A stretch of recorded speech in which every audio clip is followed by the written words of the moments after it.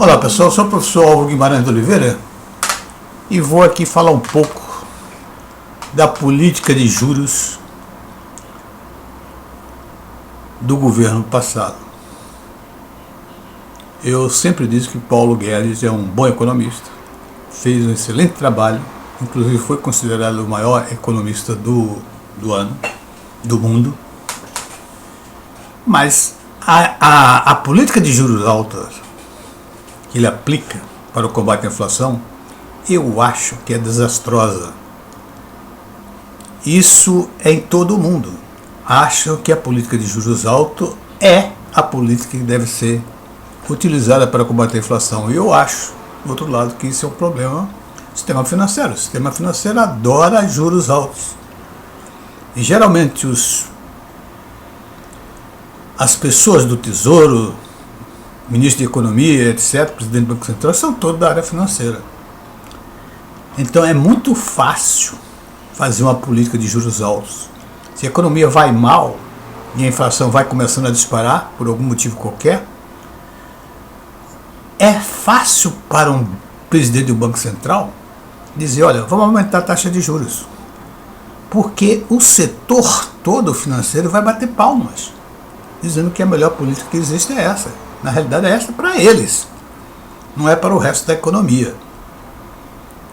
Eu creio que existe o problema de trabalho. É fácil, não dá trabalho, tá certo?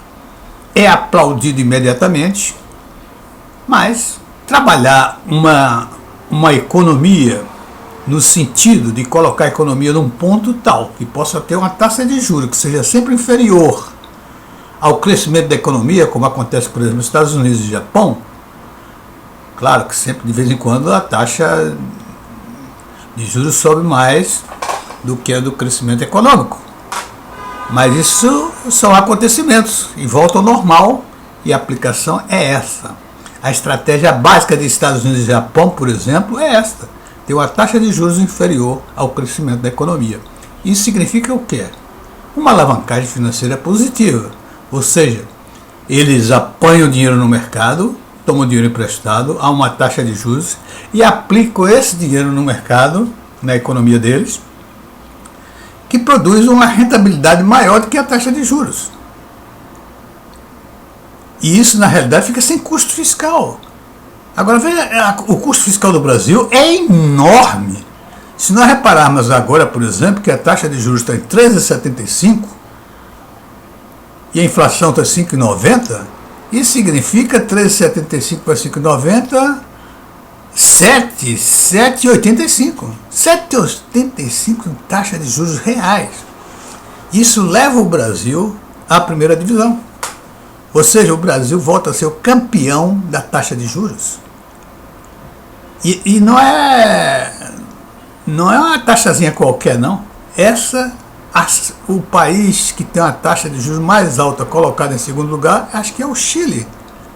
É a metade da taxa de juros do Brasil. Você vê que absurdo é essa taxa de juros.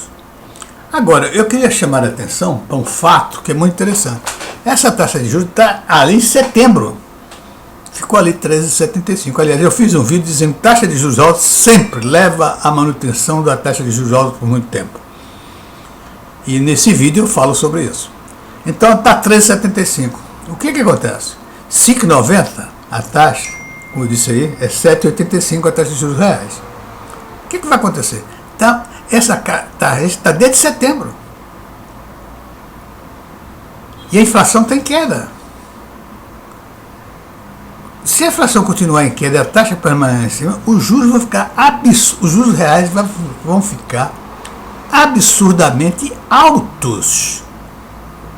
Porque se está em 7,85, daqui a pouco, quando ele baixar para 5, será 8,75. Quando ele baixar para 4, será 9,75. Se não mexer na taxa de juros. E está parecendo que a taxa de juros está lá paralisada. Isso é uma máquina de sucção de dinheiro das pessoas assalariadas e de baixa renda que não tem como se aproveitar da correção monetária ou da inflação dos juros altos para os investidores, os banqueiros, que estão protegidos da inflação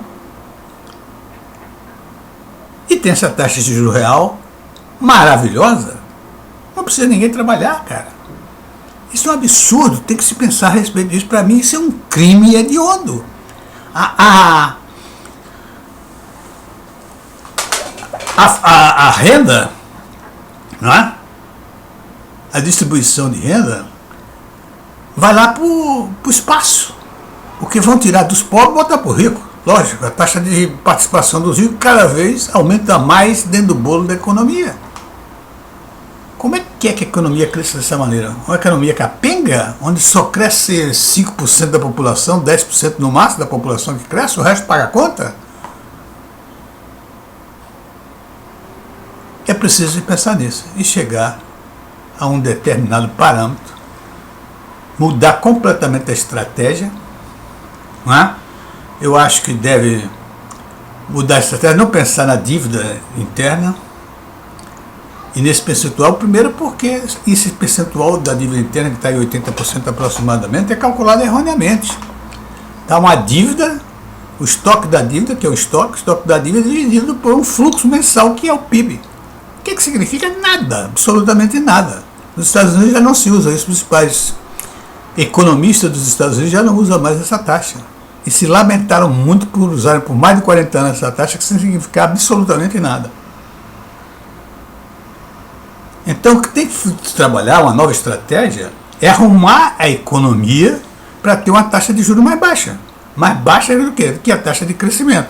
Agora, você imagina uma taxa de 7,85, como eu disse aí, daqui a pouco vai ser 8, e o crescimento do Brasil 3. Ou seja, o crescimento negativo. Por quê? Crescimento 3, a taxa de juros paga é 7,85. Para onde vai a economia? Para onde vai o crescimento da economia? Para onde vai a saúde econômica do país? Econômica e financeira do país? É preciso muito trabalho, gente. E é preciso trabalhar. Agora, não vejo muita perspectiva no que está se apresentando aí nesse novo governo. Ok, um abraço e até a próxima.